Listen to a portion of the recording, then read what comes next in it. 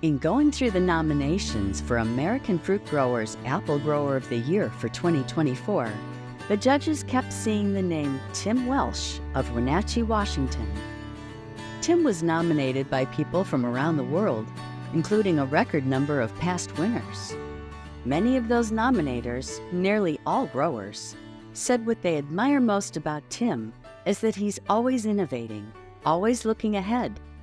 The funny thing is, unlike most growers, he once had no interest in farming. Got into farming pretty quickly after college. Right after college, came out of WSU, and it wasn't my intent to be a farmer. I was actually going to be in business, but my dad called me back in 1982 and asked if I would come help him with an investment that he was making. That got me into farming. Tim really delved into the minutia of farming. It fascinates him to this day, but more important has been the people. In fact, that was the first thing he mentioned about winning the award.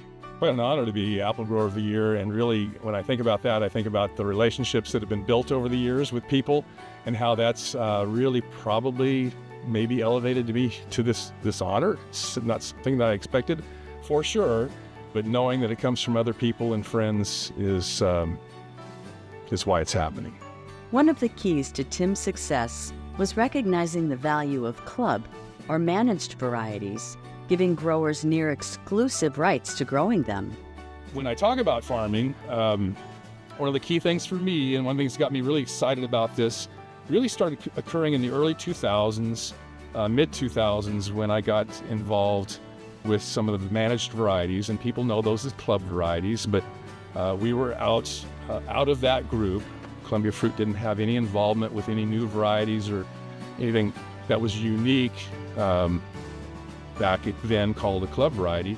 So I through acquaintances and friends, got to know some people that were starting to develop or offer out for license some of their managed varieties, and that got me into both working on that end of licensing and developing relationships with licensors, and then actually planting the product out in the field because that's really what I wanted to do, was grow it. That led to traveling all over the world in search of new apple varieties, mixing in travel with family, which, for the Welshes, means lots of hiking, biking, and skiing.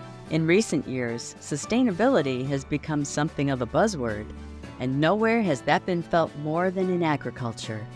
Tim's a believer and plants flowers around orchards for pollinator habitat to attract bees. One of my mantras early on as we were farming is try to figure out how to spray the trees and the tree only. We have these very nice power blast sprayers that can blow air through 3 rows of trees if we want them to.